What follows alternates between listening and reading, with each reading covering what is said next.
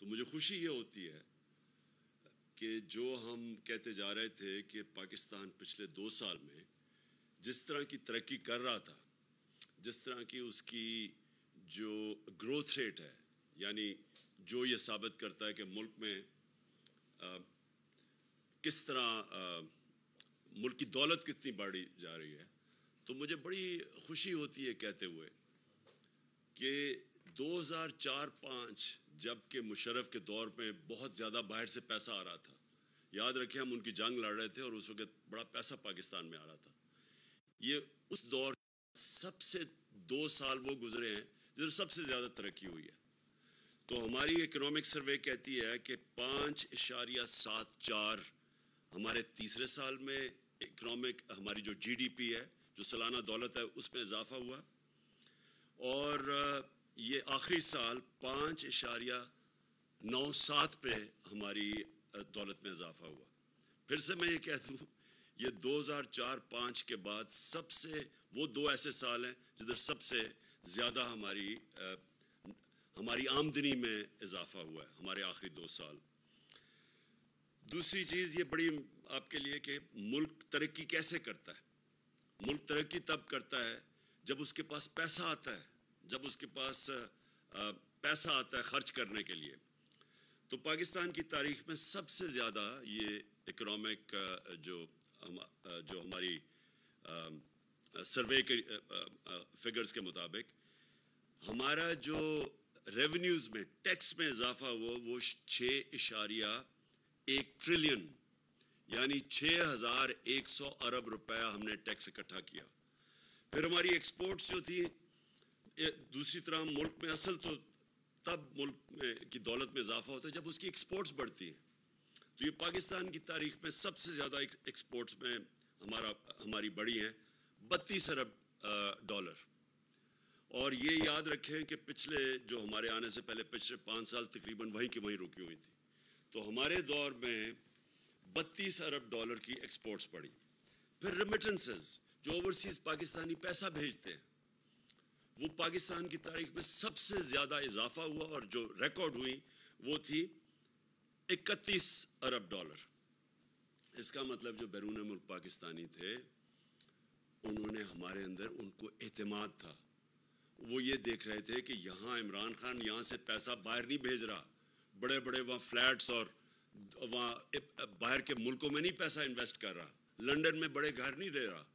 تو انہوں نے اس کے ہمارے پہ اعتماد رکھتے ہوئے ریکارڈ ریمیٹنسز بھیجی ہیں پاکستان کی تاریخ میں، جس کی وجہ سے ہمارا یہ جو گروتھ ریٹ جو میں اوپر بتایا کہ تقریباً 6% ہماری دولت میں اضافہ ہوا. تو وہ اس میں بہت بڑا ہاتھ یہ اوورسیز پاکستانیز کا تھا. پھر جدھر 60% پاکستانی دیہات میں رہتے ہیں، تو یہ بھی پچھلے دور کے مطابق تقریباً دگنی ہماری جو زرعی پیداوار تھی وہ دگنی بڑھی ہے. ہمارا جو اکنامک سروے کے مطابق 4.4% ہماری ایگریکلچر میں اضافہ ہوا، یعنی گروتھ ریٹ ہوئی ہے. تو یہ اگر آپ پچھلے دور کے مطابق ان کے مقابلے میں دیکھیں، اسے موازنہ کریں، تو یہ پہلی دفعہ اتنا زیادہ پیسہ گیا ہمارے کسانوں کے پاس. کبھی پچھلے 10-15 سال میں کسانوں کے پاس اتنا پیسہ نہیں آیا. اور اس کی بہت بڑی وجہ کہ ہم نے جو انسینٹیوز دیے، ہم نے جو یہ جو شوگر مافیا تھا یہ پیسے نہیں دیتا تھا کسانوں کو، وقت پہ پیسہ دلوایا اور پوری قیمت دلوائی. پہلے کٹوتی ہوتی تھی، پورا پیسہ نہیں پہنچتا تھا، قانون بنائے، ان کو ٹائم پہ پیسہ دلوایا. جب کسان کے پاس پیسہ آیا اس نے اپنے زمینوں پہ لگایا، اس کی وجہ سے ریکارڈ 2 سال ریکارڈ ہماری فصلوں میں بمپر کراپس ہوئی، پیداوار بڑی، ریکارڈ پیداوار. پھر انڈسٹری، یہ جو گروتھ ریٹ بڑھی ہے اس میں بہت بڑا ہاتھ انڈسٹری کا ہے. انڈسٹری ہماری بڑی 7.2% پہ.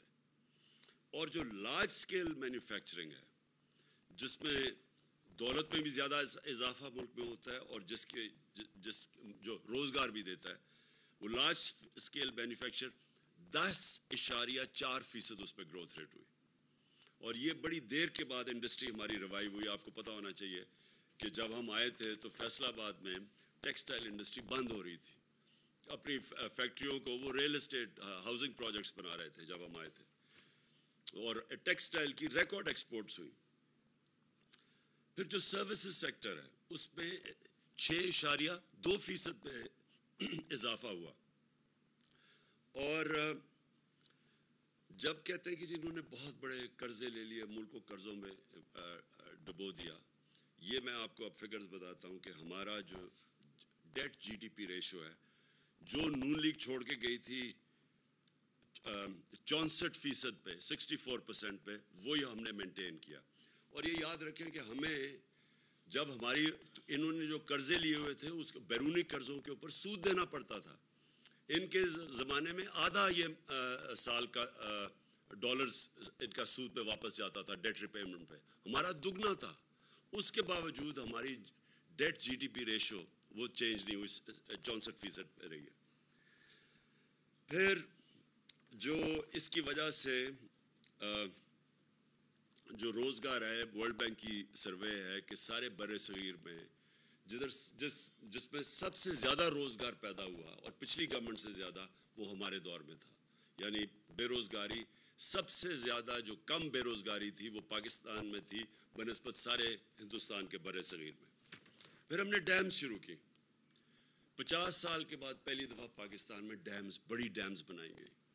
اور یہ میں سمجھتا ہوں اس ملک کی اتنی بڑی ضرورت تھی، یہ بہت پہلے بننی چاہیے تھی، کیونکہ 30 سال دو خاندانوں نے اس ملک پہ حکومت کی. یہ دونوں خاندان جو اکٹھے آج گورنمنٹ میں بیٹھے ہوئے ہیں، انہوں نے 30 سال ملک میں حکومت کی، کوئی بڑی ڈیم نہیں بنائی. اور اس کے آج جو آپ لوڈ شیڈنگ کی ایک بہت بڑی وجہ کیا ہے؟ انہوں نے جو پاور پروجیکٹس بنائے پچھلے یہ 5 سال، یہ نون لیگ کا دور تھا، اس میں پاور پلانٹ امپورٹڈ فیول پہ تھے. کوئلہ جو کہ باہر سے امپورٹ ہوتا تھا، ایل این جی باہر سے امپورٹ ہوتی تھی. تو جیسے وہاں کی قیمتیں اوپر گئی، بجلی کی بھی قیمت، اور جو باہر سے جب آپ کے زیادہ ڈالر باہر بھیجنے پڑے، اس کے اوپر فارن ایکسچینج پہ بھی فرق پڑا. تو آج یہ نہیں ہے کہ بجلی نہیں ہے، یہ جو پچھلے انہوں نے خود پروجیکٹ جو کانٹریکٹ سائن کیے تھے اس کو بھی پوری بجلی نہیں دے رہے. اور اس لیے نہیں دے رہے کہ وہاں کوئی مسئلہ ہے، کیپیسٹی ہے ان کی 25% پہ وہ آپریٹ کر رہے ہیں، اس لیے کہ ہمارے پاس پیسہ نہیں ہے اتنا. وہ جو کوئلے کے اوپر پاور پلانٹس ہیں ان کو، کیونکہ کوئلے کی قیمت اوپر چلی گئی ہے، پیسہ نہیں ہے، فارن ایکسچینج نہیں ہے کہ ان کو کوئلہ پورا امپورٹ کر سکے، جس کی وجہ سے آج لوڈ شیڈنگ ہے. تو ڈیمز، پانی کے اوپر بجلی بنتی ہے، کوئی ہمیں فرق نہیں پڑتا باہر مہنگائی ہو یا نہ ہو، یہ پہلے ڈیمز بننی چاہیے تھی. تو اس ہمارے دور میں جو ہم نے 10 ڈیم کے پروجیکٹس، اس میں 3 بڑی ڈیمز ہیں. مجھے بڑے افسوس سے آج کہنا پڑتا ہے کہ وابڈا جو باہر سے، جس کی ریٹنگ ایسی تھی کہ باہر سے اس کو کریڈٹ ملتا تھا، آج انٹرنیشنل اس کی جو کریڈٹ ریٹنگ ہے وہ نیچے چلی گئی ہے جب سے یہ حکومت آئی ہے. اور نیچے جانے کا مطلب یہ کہ اب یہ پیسہ جو چاہیے ڈیمز کے لیے، جو باہر سے قرضے چاہیے جو مل رہے تھے وابڈا کی ریٹنگ کی وجہ سے، سوورن گارنٹی کے باوجود وہ اس کو جو قرضے دے رہے تھے، وہ اب ہماری ڈاؤن گریڈ ہو گیا. اور ہمارا جو سارا ڈیمز کا پروجیکٹ ہے وہ اب خطرے میں چلا گیا، کیونکہ پیسہ چاہیے بنانے کے لیے، فارن ایکسچینج ہمارے پاس ہے نہیں، گورنمنٹ کی خود ریٹنگ نیچے چلی گئی ہے. موڈیز نے پاکستان کی کریڈٹ ریٹنگ نیچے لے گئے ہیں. نیچے لے جانے کا مطلب یہ کہ اب ہمیں مشکل سے کوئی بھی قرضہ دے گا، اور قرضہ دے گا تو بہت بڑے سود لے گا، بڑا مہنگا قرضہ ملے گا. تو جب سے یہ آئے ہیں 2 اور خطرے ہو گئے ہیں پاکستان کو. ایک تو ہمارے لیے مشکل ہو گیا ہے باہر سے قرضے لینا، لیکن خاص طور پہ جو وابڈا کی کریڈٹ ریٹنگ نیچے گئی ہے، یہ ہماری ڈیمز، جس میں 2، ایک تو سستی بجلی اور اپنے پانی کے اوپر بنانے والی بجلی، اور دوسرا جو پانی کی سٹوریج ہے جس کی سخت ضرورت ہے اس ملک کو.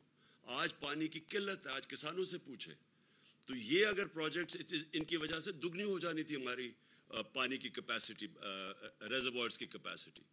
اور اب یہ ایک پروجیکٹ ہے جو جب سے ہی آئے خطرے پہ چلا گیا. اور میں یہ کہنا چاہتا ہوں کہ ہم نے اس کے باوجود کہ یہ جو ساری ہماری، اللہ کا شکر ہے، یہ جو سامنے آ گیا اکنامک سروے میں پاکستان ہماری گورنمنٹ کی پرفارمنس. اس کے باوجود جو اس میں نہیں لکھا ہوا, سب سے زیادہ ہم نے کوشش کی اپنے نچلے طبقے کو اوپر اٹھانے کے لیے. کسی پاکستان کی تاریخ میں حکومت نے اتنا پیسہ اپنی نچلے کمزور غریب طبقے پہ نہیں خرچ کیا جو ہم نے کیا. ہم نے سب سے پہلے ہیلتھ کارڈ دیا, اور ہیلتھ کارڈ یہ بڑے بڑے امیر ملکوں میں بھی نہیں ہے کہ اب پورے اپنے ہر خاندان کو 10 لاکھ روپے کی ہیلتھ انشورنس کہ کسی بھی ہسپتال میں جا کے اپنا علاج کروا سکے. یہ ہم سمجھتے ہیں کہ ہماری سب سے بڑا, اگر میرے سے پوچھے ایک کہ جو سب سے بڑا ہمارا کارنامہ تھا, وہ کہ اپنے نچلے طبقے کو ہم نے تحفظ دیا. کیونکہ جب ایک غریب گھرانے پہ ایک بیماری آتی ہے تو عموماً وہ مقروض ہو جاتا ہے, ایک پورا خاندان غربت کی لکیر کے نیچے چلا جاتا ہے ایک فرد کے علاج کرتے ہوئے. تو سب سے پہلے تو ہمارا ہیلتھ کارڈ تھا جو سب سے بڑی تھی. اس کے علاوہ ہمارے احساس پروگرامز تھے جس میں سب سے زیادہ پیسہ خرچ کیا گیا. پھر ہمارا کامیاب پاکستان پروگرام تھا جس میں ہم نے تقریباً 1200 ارب روپے کے قرضے رکھے ہوئے تھے, جس میں ہم نے اپنے بینکوں کے ساتھ جو ڈیل کی ہوئی تھی ہم نے 1200 ارب روپے کی, کہ اپنے نچلے طبقے کے لوگوں کو جو سب سے نیچے ہیں ان کے خاندانوں کو روز ہم نے پیسے دینے تھے سود کے بغیر, قرضے دینے تھے اپنی دکانیں کھولنے کے لیے, کسانوں کو تاکہ اپنی زمین پہ لگا سکیں, گھر سود کے بغیر ان کو ہم نے قرضے دینے تھے تاکہ وہ اپنے گھر بنا سکیں. پھر جو مجھے سب سے چیز اس میں نہیں لکھا ہوا ہے اکنامک سروے میں, جو مجھے سب سے زیادہ فخر وہ یہ کہ جب کرونا وائرس پاکستان میں جب اس کا ساری دنیا میں بھی آئی اور ہمارے ملک میں آئی تو ساری اپوزیشن نے کہا کہ لاک ڈاؤن کر دو. ان سب کی سٹیٹمنٹس ہیں کہ ملک کو لاک ڈاؤن کر دو جس طرح باہر کے ملکوں نے کیا تھا, اور انہوں نے میری تنقید کی کہ تم کیوں نہیں لاک ڈاؤن کر رہے. آج یہ آپ نہ دیکھتے, ہمارا ملک آج وہ غربت ہونی تھی پاکستان میں, ہمارا معیشت تباہ ہو جانی تھی اگر ہم لاک ڈاؤن کر دیتے. اور وہ ہم نے جو فیصلہ کیا صرف اس لیے کہ مجھے پتا تھا کہ جس وقت ہم نے لاک ڈاؤن کرنا تھا, ملک بند کرنا تھا, ہمارے غریب لوگوں نے پس جانا تھا. ہماری عام آدمی نے, دہاڑی دار, جو چھابڑی والا, جو بیچارے دن کی کمائی کر کے بچوں کا پیٹ پالتے تھے, ان کا کیا بننا تھا. تو ہم نے فیصلہ کیا کہ ہم نے پورا لاک ڈاؤن نہیں کرنا, اور وہ فیصلہ آج اس اکنامک سروے میں آپ کے سامنے آ رہا ہے کہ ہم نے اپنے ملک کو بھی بچا لیا, اپنی اکانومی بچائی, اپنے غریب لوگوں کو بچایا, اور پھر اپنے لوگوں کو کرونا سے بھی بچا لیا. مقابلہ کریں ہندوستان میں, جدھر اب لیٹسٹ جو BBC کی میں رپورٹ پڑھ رہا تھا کہ 50 لاکھ لوگوں کی جانیں گئی ہیں کرونا سے, اس کا مقابلہ کریں پاکستان سے. اللہ کا کرم ہے, ہمارا 31,000 ٹوٹل ہمارے جو بات ہوئی تھی. تو وہ بہت بڑی کامیابی تھی, اور جو میں اس میں اکنامک سروے میں نہیں آئی. اب جب سے یہ حکومت آئی ہے, یہ ذرا 2 مہینے ہوئے ہیں اب, تو 2 مہینے میں ہوا کیا ہے. سب سے پہلے تو ساری تنقید ہمارے اوپر ہوئی 3.5 سال میں کہ جی انہوں نے مہنگائی کر دی, لوگوں کا معاشی قتل کر دیا مہنگائی کر کے, مہنگائی مارچ بھی کر دی کہ جی مہنگائی مارچ کر کے گورنمنٹ گراؤ, لوگوں کا بہت برا حال ہے. جو ٹی وی دیکھو, جو ان کے خاص ان کے صحافی تھے, اور میں دیکھ رہا ہوں کہ آج بڑی خاموشی ہے ان کے اندر, جو ان کے پیٹ صحافی تھے, وہ جا کے پبلک میں لے کے جا رہے ہیں مائک, جی بتائیں آپ کا کیا حال ہے, اور وہ کہیں جی بڑا مہنگائی ہے, کدھر رہنے آپ پاکستان, اور ہمیں بڑا برا بھلا کہا گیا. تو جب یہ آئے تھے تو بڑی انہوں نے سازش اتنی بڑی کی, ملک میں کسی طرح اس گورنمنٹ کو گرایا جائے, تباہ کر رہی ہے. تو انہوں نے سب سے پہلے تو ان کو مہنگائی کم کرنی چاہیے تھی, لیکن انہوں نے کیا مہنگائی کم کی. ہمارے 3.5 سال میں جو پٹرول کی قیمت بڑھی 3.5 سال میں وہ 55 روپے لیٹر تھا, اور ڈیزل کی قیمت جو بڑھی وہ تقریباً 50 یا 51 روپے لیٹر تھا. انہوں نے آتے ساتھ ہی پچھلے 10 دنوں میں 60 روپے لیٹر پٹرول کی قیمت بڑھائی اور 60 روپے لیٹر ڈیزل کی قیمت بڑھائی. پھر ہمارے دور میں گیس دیکھیں گیس کی قیمت کتنی بڑھی. ان کے دور میں 45% انہوں نے گیس کی قیمت بڑھا دی. بجلی کی قیمت 10 रुपए यूनिट ऊपर बढ़ा दिया इन्होंने। अभी जो लोगों को पता चलेगा कि महंगाई होती क्या है, हमारे दौर में मैं ये समझता हूँ कि दुनिया में तब पाकिस्तान सबसे सस्ता मुल्क था, क्योंकि महंगाई तो अब तो ये भी कह रहे हैं ना कि जी आलमी महंगाई है, तो हमारे दौर में भी आलमी महंगाई थी, लेकिन हमने IMF का प्रेशर बर्दाश्त किया। जब उन्होंने हमें कहा कि पेट्रोल और डीजल की कीमत बढ़ाओ, तो हमने वो बजाय बढ़ाने के 10 रुपए कम कर दी। हमने बिजली की कीमत 4 रुपए यूनिट कम कर दी। कैसे की? हमने और जगह से पैसे निकाले, हमने अपनी इकोनॉमी को रीएडजस्ट किया।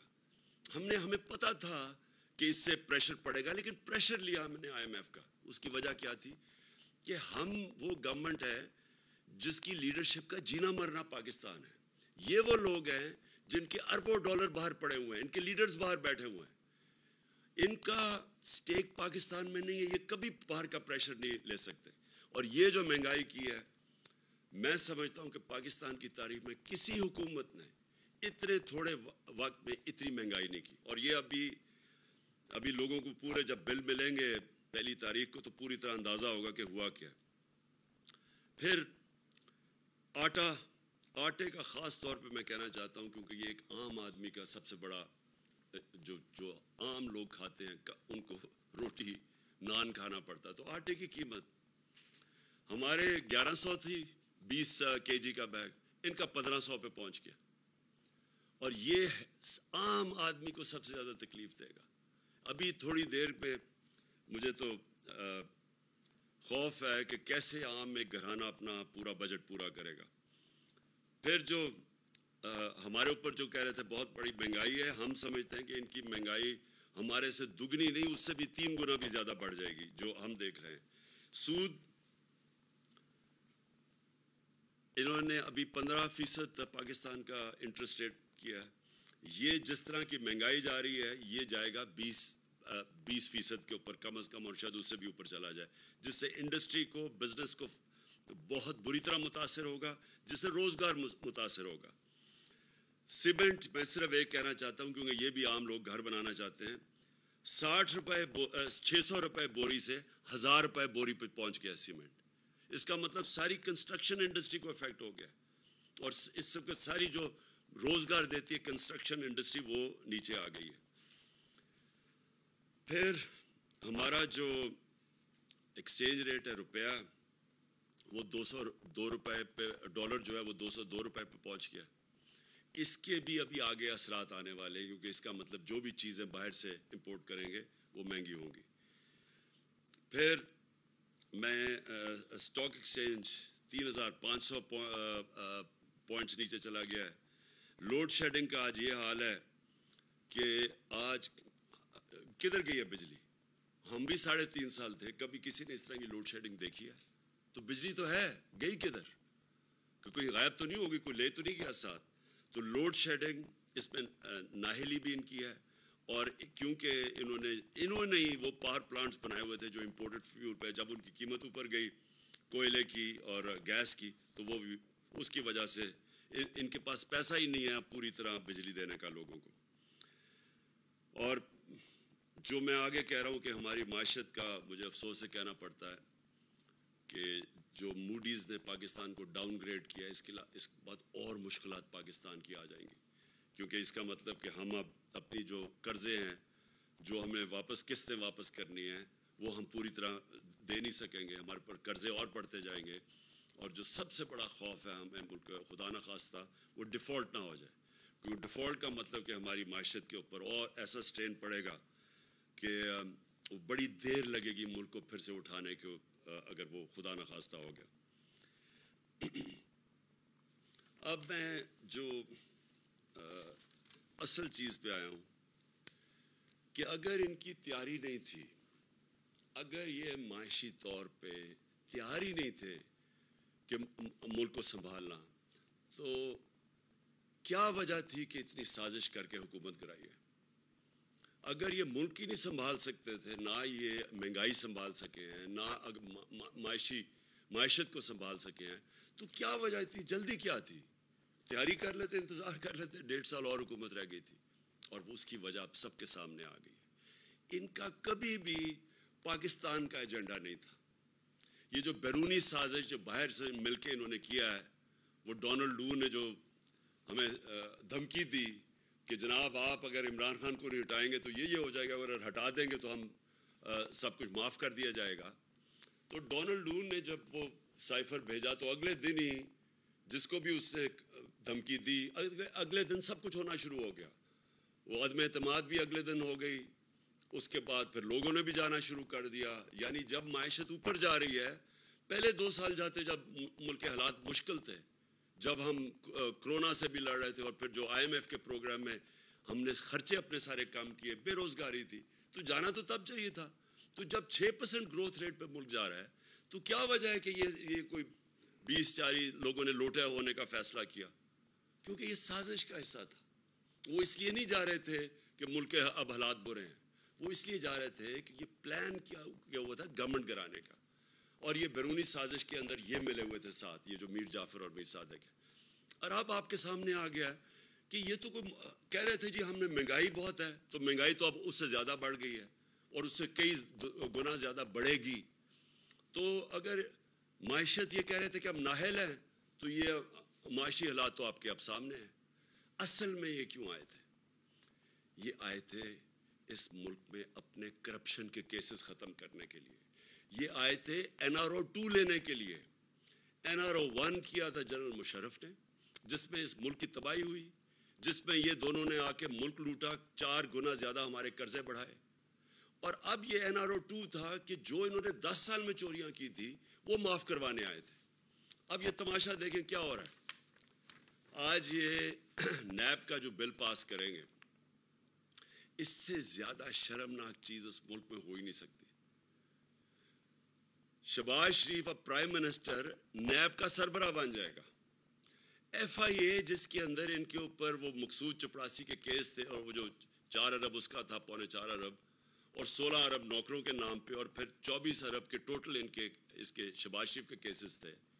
اب یہ FIA کے اوپر بھی خود بیٹھ گیا، نیب کے اوپر بھی خود بیٹھ گیا. اب ان کا مقصد کیا ہوگا کہ جو انہوں نے چوریاں کی تھی، پہلی چوریاں معاف ہو گئی تھی. انہوں نے جو 11 سال 90 کی دہائی میں چوریاں کی تھی، وہ جنرل مشرف نے ان کو NRO دے دیا تھا، وہ معاف ہو گئی تھی. وہ اربوں روپیہ ہضم کر بیٹھے تھے. اب جو پچھلے 10 سال کی چوریاں تھی، 8 سے لے کے 18 تک، اب اس کے لیے ان کو NRO چاہیے تھا، جس کی وجہ سے یہ ساری سازش انہوں نے کی تھی. اب یہ جب نیب کے اوپر شہباز شریف بیٹھ جائے گا اور FIA کے اوپر بھی وہ بیٹھ جائے گا، جس میں اربوں روپے کے، ان کے 45 ارب روپے کے کیسز ہیں شریف خاندان کے، تو کبھی کسی دنیا کے قانون کے اندر کبھی ملزم بھی قاضی بنا ہے؟ کبھی یہ ہو سکتا ہے کہ میرے کیسز ہیں اور میں ہی اوپر فیصلہ کروں؟ اور یہ سب سے زیادہ آج پاکستان کی عدلیہ کا ٹرائل ہے. یہ سمجھ جائیں کہ ساری قوم اب دیکھ رہی ہے یہ مذاق، کہ اگر پارلیمنٹ یہ پاس بھی کر دے تو کیا یہ پاکستان کی کانسٹیٹیوشن کی اسپرٹ کے ساتھ جاتا ہے؟ کسی بھی دنیا میں قانون میں یہ اجازت دیتے ہیں؟ کوئی قانون ایسا پاس کر سکتا ہے کہ میرے اوپر ہی کیس ہو اور میں ہی فیصلے کروں اوپر؟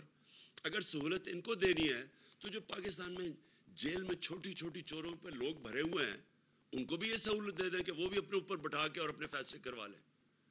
اور یہ جتنا بڑا، ایک تو چوری کا نقصان انہوں نے کیا ملک کا، لیکن جتنا بڑا اس سے پاکستان کو نقصان ہونے جا رہا ہے، اس کا آپ اندازہ ہی نہیں لگا سکتے. کیونکہ ہمیں پتہ ہے ان کے 10 سال میں جو چوری کیا، ہمیں کس طرح کا ایک ملک ملا تھا جس کا دیوالیہ نکلا ہوا تھا. ہمارے پاس 3 ہفتے کے صرف پیسے تھے فورن ایکسچینج، اپنے فورن لائبلٹیز کے لیے. مجھے پتہ ہے کہ مجھے کتنی ہمیں شرمندگی اٹھانی پڑی جب جانا پڑا اپنے دوست ملکوں کے پاس اور ہاتھ پھیلا کے کہ جی ہمیں پیسے دے دیں، نہیں تو ہمارے ملک کا دیوالیہ نکل جائے گا. اور پھر ہم نے کیسے ملک کو اس میں سے نکالا. اور اللہ کا کرم ہے کہ یہ جو اکنامک سروے میں پاکستان کی پرفارمنس آ رہی ہے، یہ تو اب ہم نے تو نہیں اناؤنس کر رہے ہیں نا، یہ ان کے دور میں پرفارمنس ہماری اناؤنس یہ کر رہے ہیں اکنامک سروے میں. تو پھر یہ جو انہوں نے تباہی کی اپنے 10 سالوں میں، اب کیا ہے ان کو ساری قوم دیکھے گی اور یہ ساری چیزوں سے یہ بچ جائیں گے اور ان کو معافی دے دی جائے گی، جبکہ غریب لوگ جیلوں میں رہیں گے. میں آج اپنی قوم کے سامنے یہ کہنا چاہتا ہوں کہ دیکھیں یہ ہمارے لیے ایک فیصلہ کن وقت ہے. یہ کامیاب ہو گئے. یہ پہلے تو انہوں نے نیب ختم, آج سمجھ لینا نیب ختم, یہ سمجھ لیں کہ ایف آئی اے ختم. اس کا مطلب ان کی چوریاں سب معاف ہو گئی, NRO2 مل گیا. دوسرا کام یہ کیا کرنے جا رہے ہیں, یہ اب الیکشن کمیشن کے ذریعے ابھی سے دھاندلی کی تیاری کر رہے ہیں. پہلے تو انہوں نے سب نے مل کے, اور وہ جو الیکشن کمیشن ہے EVM مشینز پہ ڈیلے کرتے گئے, کیونکہ اگر EVM مشین آ جاتی جو سارے دھاندلی کرنے کے طریقے وہ ختم ہو جانے تھے. جیسے ہی الیکشن ختم ہوتا ہے بٹن دباؤ رزلٹ آ جانا تھا. انہوں نے وہ ہونے نہیں دیا, اور جو ساری دھاندلی ہوتی ہے وہ جیسی الیکشن پولنگ ختم ہوتی ہے اور رزلٹ اناؤنس ہونے کے بیچ میں ساری طریقے ہوتے ہیں دھاندلی کرنے کے. تو پہلے تو وہ نہیں آنے دیا. پھر اوورسیز پاکستانی, ان کے لیے انہوں نے قانون, ان کو ووٹنگ ان کا حق لے لیا. پہلی چیز کہ وہ لوگ جو سب سے بڑا اثاثہ ہے اس ملک کا, بیرون ملک پاکستانی, جو یہاں ابھی آپ کو میں نے بتایا 31 ارب ڈالر جنہوں نے بھیجا اس ملک کو. دیکھ لیں کہ IMF نے کتنا ہمیں اب تک پیسے دیے یا امداد کتنی آئی ہے, اور دیکھ لیں کہ ان لوگوں نے اس ملک کے اوپر ہمارے اوپر کس طرح اس ملک کی خدمت کی ہے. ان کو یہ ووٹنگ رائٹ صرف اس لیے نہیں دے رہے کہ ان کو ڈر ہے کہ وہ ان کو ووٹ نہیں ڈالیں گے. تو اور دھاندلی کی تیاری ہو رہی ہے, وہ ہم پوری حلقہ بندیوں کے اندر ہمیں نظر آ رہی ہیں چیزیں. ہم پورا بھی اس پہ بھی عدالت میں جائیں گے کہ کس طرح انہوں نے لوگوں کی ووٹ ادھر ادھر کی ہے, کس طرح انہوں نے مینیج کیا, اور ابھی سے تیاری کر رہے ہیں دھاندلی کی. کیونکہ یہ کبھی بھی دھاندلی کے بغیر یہ جیت نہیں سکتے, کیونکہ ان کے پبلک کے اندر تو نکل نہیں سکتا یہ اب, جس طرح انہوں نے سازش کر کے اور اب جو لوگوں کی کمر توڑی ہے مہنگائی کے ذریعے. تو اس لیے اب یہ کریں گے کیا, انہوں نے سب سے پہلے اپنے کیسز ختم, اس کے بعد الیکشن کو کیسے انہوں نے دھاندلی کے ذریعے جیتنا ہے, اور تیسری چیز انہوں نے کیسے خوف پھیلانا ہے لوگوں کے. جس طرح انہوں نے ایک پرامن احتجاج کے اوپر جو ظلم کیا ہے پاکستان کی تاریخ میں, شاید کسی مارشل لاء میں ایسا ہوا ہو. کسی جمہوریت کے اندر میں نے اس طرح کا پولیس کو ظلم نہیں کرتے دیکھا جو انہوں نے کیا ہمارے لوگوں کے اوپر. اور مجھے افسوس سے کہنا پڑتا ہے کہ اس کے اوپر جو ہم رسپانس ایکسپیکٹ کر رہے تھے اپنے انصاف کے نظام سے, وہ ابھی تک ہمیں نہیں ملا. صرف تفتیش کر لیں کہ کس طرح انہوں نے عورتیں بچوں کے اوپر جو ظلم کیا ہے پولیس نے, اور یہ پلان کر کے کیا. جس طرح ماڈل ٹاؤن میں انہوں نے خوف پھیلانے کے لیے جو قتل کیے تھے لوگ, اور بچ گئے ابھی تک, کہ دن دہاڑے انہوں نے لوگوں کو 14 لوگوں کو قتل کیا اور 60 لوگوں کو گولیاں ماری, ٹی وی کے اوپر مار رہے تھے. اسی طرح یہ خوف پھیلانے کے لیے انہوں نے کیا. اور یہ جو FIR میرے اوپر, ہمارے اوپر, سب کے اوپر FIRs کاٹ دیے. یہ کبھی بھی نہیں ہوا کہ بلاسفمی کی FIR حکومت کاٹے کسی کے خلاف, یہ پاکستان کی تاریخ میں نہیں ہوا. وہ ہمارے اوپر انہوں نے FIRs کاٹی ہوئی ہیں, ہمارے لوگوں کے اوپر سب پہ FIR کاٹی ہوئی ہے. تو یہ وہ خوف پھیلا کے کہ کسی طرح لوگ ڈر جائیں ان سے, اور یہ کسی طرح ڈرا کے لوگوں کو یہ اپنے کیسز ختم کروا کے الیکشن کمیشن کو ساتھ ملا کے یہ پھر سے جیت جائے. تو میں آج یہ اپنی ساری قوم کے سامنے رکھنا چاہتا ہوں کہ یہ ہمارے لیے ایک فیصلہ کن وقت ہے. ہمارے سامنے FIA کو جو انہوں نے کیا ہے, میں وہ FIA کے جو ڈاکٹر رضوان جو ان کے کیس کی تفتیش کر رہے تھے, ہارٹ اٹیک سے وہ مر گئے, کوئی ان کی ہسٹری نہیں تھی ہارٹ ڈیزیز کی. پھر ایک اصغر تھے, وہ بھی تفتیش کر رہے تھے FIA کے ان کے کیسز کے اوپر, اس کو ہارٹ اٹیک ہو گیا. اب آج ہم سنتے ہیں کہ مقصود چپڑاسی, جس کے اکاؤنٹ میں انہوں نے 4.25 ارب روپیہ 375 کروڑ روپیہ اس کے اکاؤنٹ میں ڈالا تھا, اور اس کو باہر بھگایا ہوا تھا دبئی, آج پتہ چلا وہ دبئی میں ہارٹ اٹیک سے مر گیا. میں یہ سمجھتا ہوں کہ ان سب کے اوپر تفتیش ہونی چاہیے. یہ ہو ہی نہیں سکتا کہ ان کے جب بھی کوئی کیسز ہوں, یا وہ LDA میں آگ لگ جاتی ہے ان کے ریکارڈز کے اندر. ہمارے دور میں کیوں نہیں کسی آگ لگی, کئی ریکارڈز جلے ہیں, ان کے کتنی دفعہ ریکارڈز جلے ہیں. یہ پورا مافیا اسٹائل ان کا آپریشن ہے. خوف پھیلاتے ہیں, لوگوں کو ڈراتے ہیں, پھر خریدتے ہیں, یا خریدتے ہیں یا ڈراتے ہیں. اس کے اوپر پوری تفتیش ہونی چاہیے کہ یہ مقصود چپڑاسی بھی ہارٹ اٹیک سے گیا, اور یہ دو بھی. اور پھر ایک FIA کے